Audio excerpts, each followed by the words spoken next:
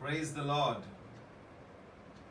Today we are going to talk about 2 Corinthians chapter 5 verse 7, that we walk by faith and not by sight. I would like to share some understanding on this scripture, what exactly God expects to us in this scripture. Paul is in the midst of imploring the Corinthians to have an eternal or a spiritual outlook instead of just looking at the world through the physical eyes. In the entire book of Corinthians chapter 5 from verses 1 to 10, if you read, and I'll encourage you that in your free time please read that, Paul shows them as to why it is important to look through not only your physical eyes but through the spiritual eyes. And the heart of the message is in the verse 7. And as we move to this passage, I would like you all to ask yourself or ask God to open your eyes to see things in the spirit, so that the real meaning of walking by faith and not by sight becomes more clear to you. Expect God to speak to you deep inside your heart. This passage today will give us an understanding of our goal of life is to please God and God only. Walking by faith, not by sight, means that you have to look forward to then this physical life. You have to look beyond this life. This is a physical life. Today we are in this world, but you want to look beyond. And for that, let me take up to you in the scripture which Jesus spoke. In Matthew chapter 6 verses 19 to 21, what did he say? Do not store up for yourself treasures on earth, where moths and vermin destroy and where thieves break in and steal, but store up for yourself treasures in heaven, where moths and vermin do not destroy and where thieves do not break in and steal. For where your treasure is, there your heart will be also. What was Jesus emphasizing here? That our life today here is temporal. But lay up your treasures in heaven. He meant to say, build up your life, that in your spiritual life, when you go back to the Lord, you are able to explain what did you do in your life. And Paul explains this very nicely in this chapter 5. He says, we are in a tent, living in a tent. Our physical body is like a tent. Tent is what? Tent resembles a temporary status. Tent is something which is temporal. So is our physical body here is temporary. Whereas he says the building represents God, a permanent stature, a permanent structure. Our life is more into heaven when we go back to heaven, right? So this life is temporary like a tent. So Paul was trying to relate to the Corinthians that do not be more into this physical life, but see yourself as being in heaven. How when you go there, God should be able to say, son, I am well pleased with you. You have fought the fight. You have done the race. Like how Jesus says, lay your treasures in heaven, where it cannot be corrupted. This body of us is physical. It is going to die one day. It's going to be finished. But what you do in this life is going to earn for you reward in heaven. And that is what is the emphasis of the entire message today. This earth is still under the sin curse and we live in it. Our desire is to free from the effect of sin.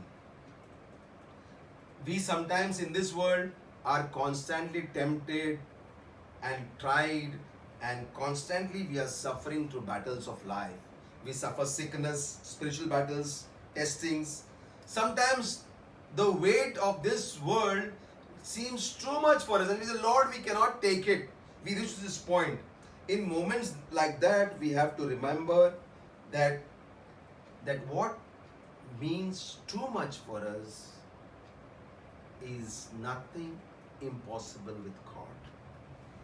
It's never too much for God. Paul says, as long as, basically, to put on a heavenly dwelling, we desire or exist in real body in a real place without sin. Paul is talking about our resurrected body compared with our physical body. So basically what it says is that we need to not get bogged down with the challenges of life here, because we have a God whom we can rely on. But we need to focus in pleasing God so our resurrected body is eternally safe. In John 3:16 we say how God says here, for God so loved the world that he gave his only son, that whoever believes in him should not perish but have eternal life. What was God saying here? Eternal life. Paul is saying is eternal life. So where is our focus today? Is for our eternal life in heaven. Our bodies will perish, but our life in heaven is eternal.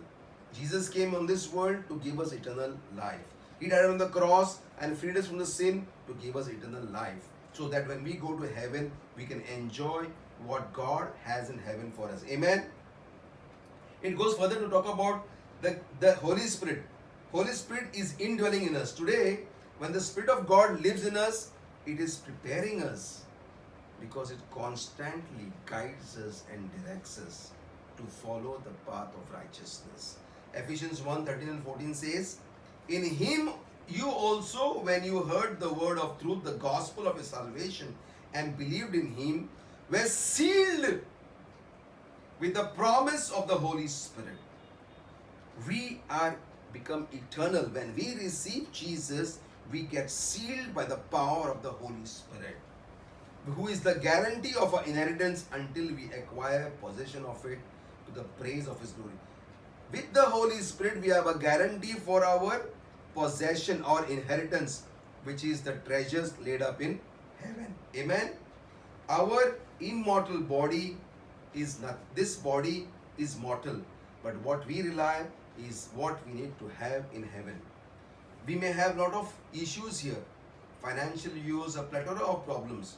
All of this is more than enough to find us going in depression and stress. But this is the worldly point of view, the naturalistic point of view. What God is saying is that we cannot have to worry, because we have God on our side. Sometimes we try to fulfill and satisfy our worldly pleasures by what? Sometimes with possessions, sometimes with careers, good cars, good education. Some go for drugs, alcoholism, whatnot. But we have to make sure we live a life which is pleasing to the word of God, walking as per the word of God. We cannot be like, we cannot have this faith like on a Sunday we go to church, we walk by faith and not by sight.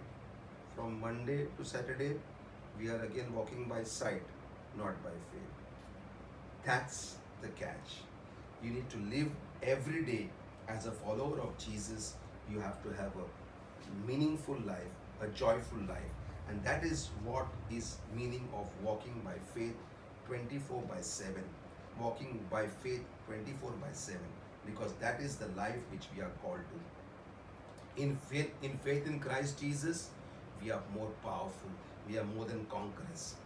Faith, walking by faith, not by sight, means that your goal is to please him in this physical life. Your goal is to please him. Why? Because we have the confidence from the Lord. We have the strength from the Lord. We have his promises of eternal life. This gives us the hope and confidence in God. And when you have your trust and your confidence built up in the word of God, you can walk by faith and not by sight. Amen. That is what it is. Finally, what is the most acceptable thing for us to do is to please God. Everyone is having that responsibility. Whatever you do, your actions should please God. Because the word of God says, in everything give thanks to the Lord. Praise his name all the time, because that's your going to be reward. It has been said of some Christians that they are either too heavenly minded to do any good here on earth, or they are too earthly minded to do any spiritual good here on this earth. Our life is walking by faith, not by sight. It's not natural, it is spiritual or supernatural. Our physical and spiritual life must be lived as one, exalting His name, lifting up His name every moment of our life. Living by faith and not by sight means that you live every day according to a biblical Christian worldview. It means that your physical and spiritual life are lived as one and not separated. It means that you live in obedience to God's word despite what the prevailing culture and your personal circumstances tell you. Defy the circumstances by the power of the word of God. God has given you the ability to conquer over snakes and serpents and any deadly thing which will come against you by the word of God, because Jesus Christ is alive and He is there with you every moment of our life. In brief, we are in this world, but we are not of this world, as we keep our eyes focused on Jesus, who is the author and finisher of our faith. So walk by faith, keep your eyes on Jesus and not your circumstances. In Jesus' name, amen and amen. I'll pray for you now. Heavenly Father, we come to you in the mighty name of Jesus. Father, we just thank you for your word. We just thank you, Lord, that as we have learned that this life is temporal and the life with you is permanent. So Father, as we strive back to lay our treasures in heaven, in the heavenly places, let us not put our heart and soul in the physical things around us, but let us focus on you, Jesus, that we will be able to walk by faith, not by sight, because our eyes will be focused on you. As you did the miracles in the Gospels, O Lord Jesus, when the apostle looked at your eyes, he could walk on the sea. The moment his eyes lifted up and saw the circumstances, he was sinking. So Lord Jesus, let us be completely doers of your word, Father God, and we'll walk by faith into your mighty grace and power. We shall not be disturbed, but we shall be conquerors through you, Jesus. In Jesus' name, amen. Be blessed and have a great day ahead. God bless you.